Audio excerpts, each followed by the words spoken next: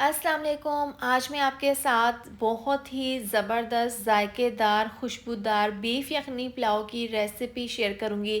बहुत ही सिंपल और आसान सी इसकी रेसिपी है। अगर आप इसको एक बार ट्राई करेंगे ना तो आप इसको बार बार बनाना पसंद करेंगे। खाने वालों का हाथ नहीं रुकेगा, एक प्लेट की बजाय दो प्लेटें खा जाएंगे। ये वाकई में ही बहुत ही ज़बरदस्त बनता है।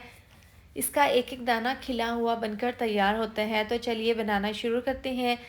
यहाँ पर देखें चावल है वाइट गोल्ड बासमती। इसका वज़न है तकरीबन 1 किलो। इसको मैंने अच्छे से धोकर वॉश करके भिगो दिया है 1 घंटे के लिए। अब यहाँ पर है बीफ। यहाँ पर देखें बीफ बोनलेस मैंने लिया है और इसमें हड्डी नहीं है।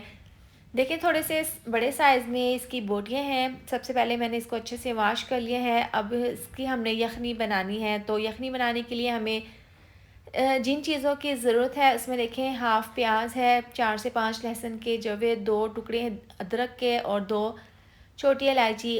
अब यहाँ पर खड़े मसाले हैं, साबुत धनिया, साबुत ज़ीरा, सौंफ, नमक है, बड़ी इलायची, दालचीनी का टुकड़ा, तेज़पात के पत्ते, लौंग और साबुत काली मिर्चें। सबसे पहले देखें कढ़ाई में डाल देंगे पानी। 5 ग्लास पानी हमने कढ़ाई में डाल दिया है और देखें इसके बाद प्याज, लहसुन, अदरक, सब्ज़ मिर्चें, खड़े मसाले डाल देंगे। पानी हमने 5 ग्लास इसलिए डाले हैं कि बीफ डालने के बाद जब हम यखनी बनाएंगे ना तो 3 ग्लास यखनी के रह जाएं, क्योंकि चावलों के 3 ग्लास हैं तो इस हिसाब से हमने 3 ग्लास यखनी के बना लेने हैं। इसको मिक्स कर लेंगे और तेज़ आंच पर इसको पकाएंगे। यखनी को हमने यहाँ पर तकरीबन 45 से 50 मिनट के लिए पका लेना है, क्योंकि बीफ की बोटियाँ थोड़ी सी साइज़ में बड़ी हैं तो ये थोड़ी सी देर में गलेंगी।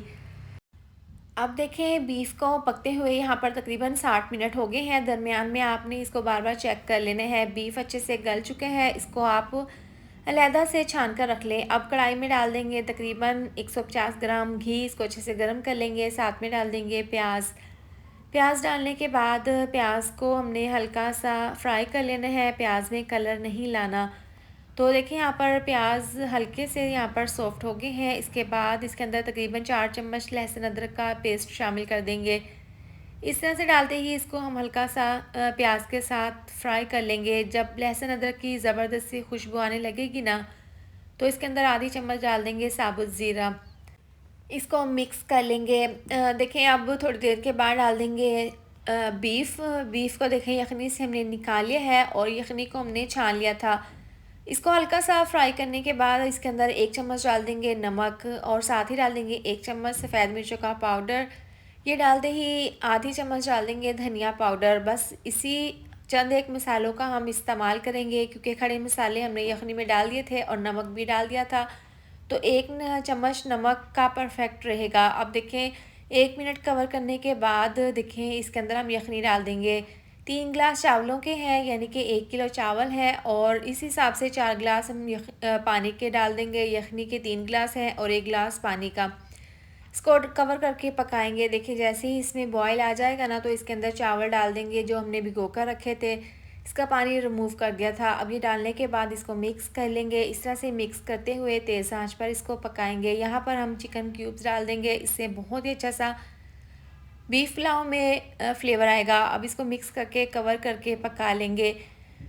दरमियान में देखें 1 से 2 बार ढक्कन खोलकर मैंने चेक कर लिया था। अब देखें इसमें अब पानी बिल्कुल भी नहीं है, ड्राई हो गया है। तो अब हल्के हाथों से इस तरह से इसको मिक्स कर देंगे और इसको हम कवर कर देंगे और बिल्कुल स्लो आंच पर, दम वाली आंच पर इसको हम दम पर रख देंगे। तकरीबन 15 मिनट के लिए हम इसको दम पर रख देंगे। तो लीजिए 15 मिनट के बाद हमने ढक्कन खोल कर चेक कर लिया है।